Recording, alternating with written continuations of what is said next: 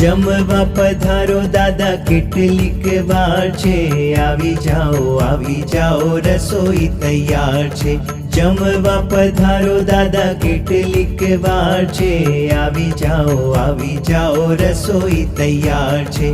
મોદક લાડુ ને ઘારી બનાવી, મોદક લાડુ ને ઘારી બનાવી, ગરમા ગરમ શીરો જુઓ કેવો મજેદાર છે, આવી જાઓ રસોઈ તૈયાર છે। ગરમા ગરમ શીરો જુઓ કેવો મજેદાર છે, આવી જાઓ રસોઈ તૈયાર છે।